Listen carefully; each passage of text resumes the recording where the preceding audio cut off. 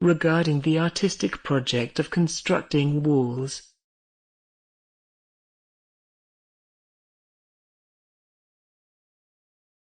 To photograph is to map. To view a photograph, one has to decipher the encoded terrain. I look at photographs, still and moving images of my homeland, trying through them to retrace the shifting forces, molding and shaping its surface.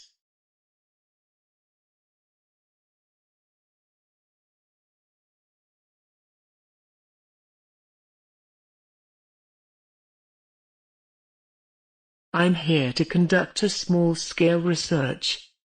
Some say that photography is a tool of social research. Some have said earlier that the realizing power of photography could be used to give an objective and tangible sense of validation to faith and scriptures. Corroborate the biblical story by geolocating it and giving it a tangibility which it formerly lacked. But it is not really a matter anymore of revalidating faith itself through the presentation of the surface appearance of things, but rather the act of shaping the surface, excavating and constructing, as active realization of an embodied and embedded redemptive process.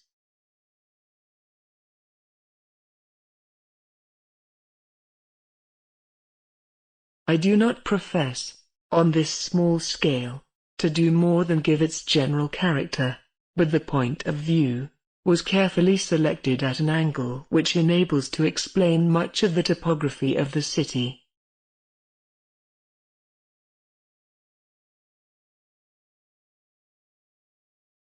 It starts with a point, fixed, a product of haptic creation.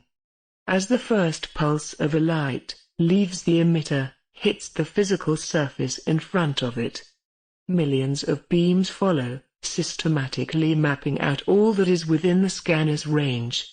For every beam a digital point, autonomous yet connected, time-stamped and geotagged. There is a combined sense of dry data and otherworldliness, a translucency and hyperreality in this granular realism. As early as the 1840s, photography alongside archaeology has been a tool in the service of religious attempts to reconstruct, revive, give visual form and tangible presence to the heavenly.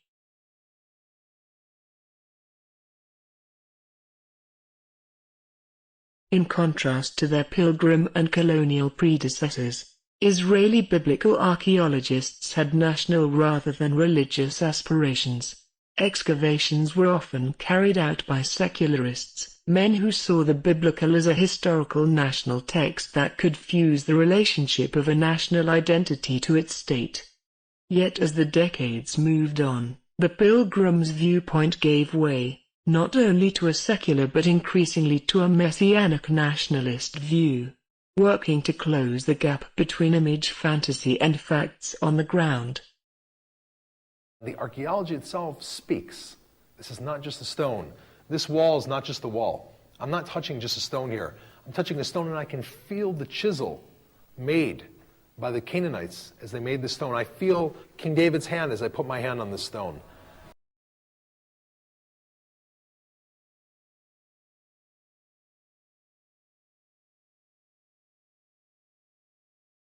Across the Green Line, on the eastern mountains of the West Bank, outside Jerusalem, all the way down to Hebron and the large quarry in Yatta, Jerusalem stone is cut and prepared for delivery to the capital.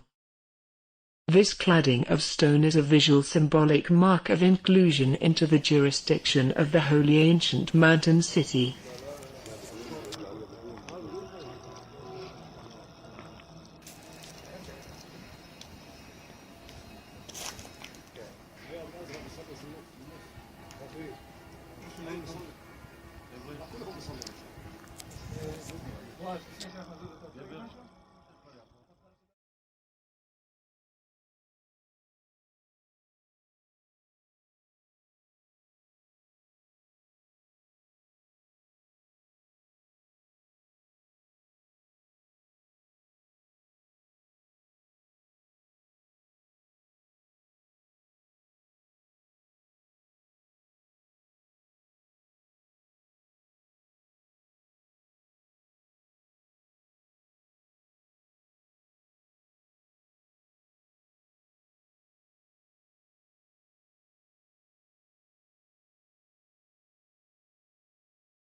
On the hills of Sebastia, similar to the flashlight in pitch dark, only that which is lit registers.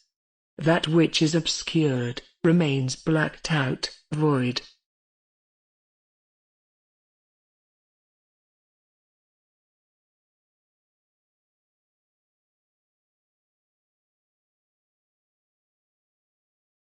In the process of spatial analysis, the original physical surface, which was flattened onto the planar photographic material, has some of its volume reconstructed. It is stripped of its iconographic, pictorial and sentimental trappings, making way for a different type of aesthetics.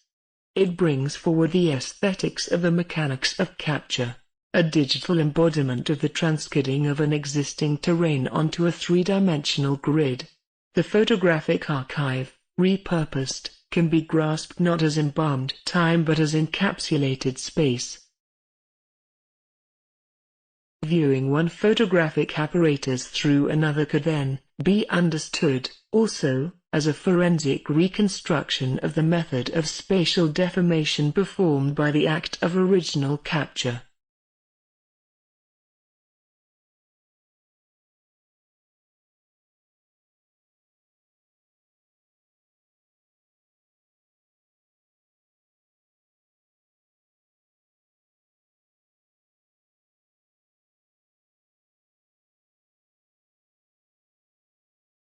The surface is always experienced as the present. We excavate the ground in order to bring the archaeological remains to our present and re-stratify through the photographic.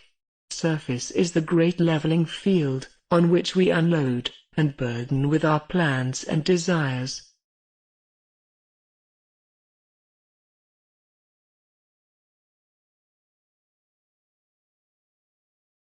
Is the point cloud photograph a documentary sculpture? Could it be, as Jeff Wall describes, a depiction which constitutes an object?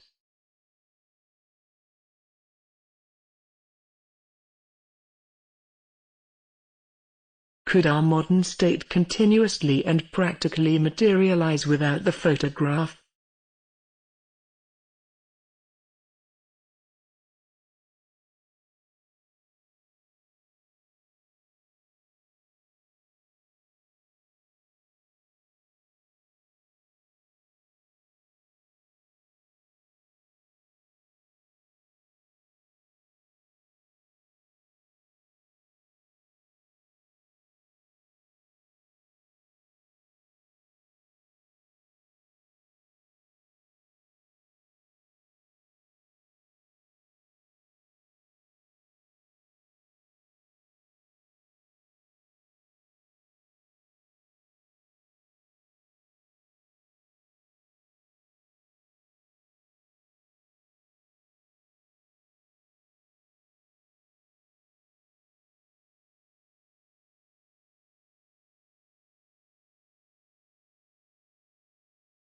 The question of materiality re-emerges in a different way.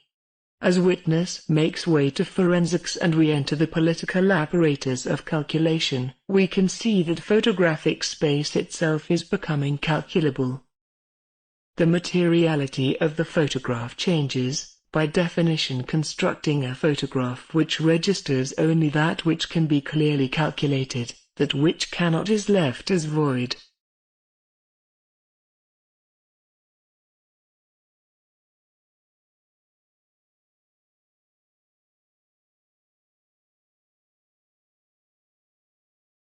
Whereas for the pilgrims, the ruins verified the prophecy of the deserted Zion. For the present-day Messianic right-wing, construction and terraforming is a validating act of return. A reconfigured earth more than a reconfigured eye, photography as architectural space, the spatial photograph in its calculable, parametric nature is now part of the actual production. The spatial photograph, just as much as the home, the road or the archaeological site, is a form of settlement.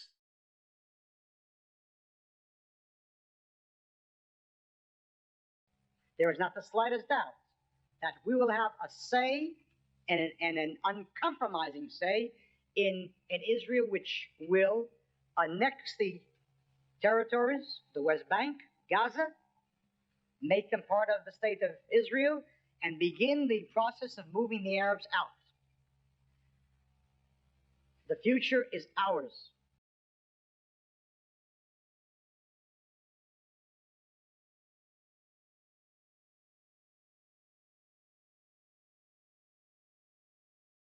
I watch this man. Listen, read his repetitive statements, gain power through repetition. His disciples rampaging across the country, in growing numbers, heralding his arrival to center stage. We are spiraling down.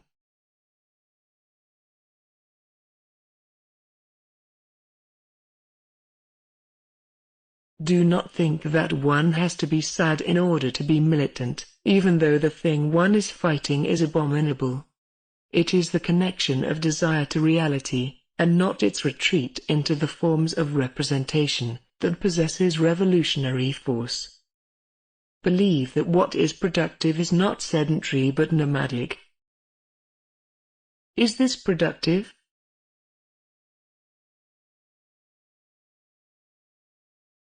On Bible Hill, a ruined concrete and stone structure. I photograph the stones, the terrain. A photographic point cloud creates a photographic topography. Photography as architectural space.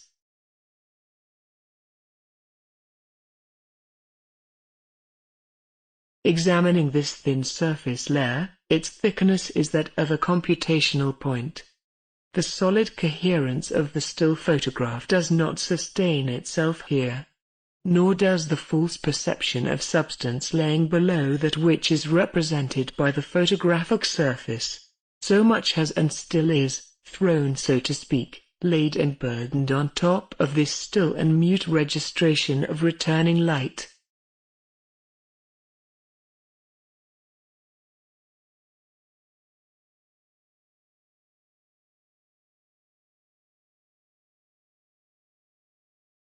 In Zionism, it could be said that secularization itself actually meant the nationalization of religious messianic conceptions and not their replacement. God was excluded from the discourse, yet divine promise continued to direct political activity, and to serve as a source of legitimacy. This legitimacy, though, remained separate from the material properties of the land. With the gradual rise to prominence of messianic conceptions within the realm of political, military, and municipal influence, this legitimacy becomes inseparable from material. Messianism is no longer to be seen as the antithesis of concrete reality. It is no longer merely a critique of what is, nor is it addressed only to the future. Rather, messianic redemption springs from present events. It is embodied and realized in them. Everyday physical reality is imbued, infused with the symbolic.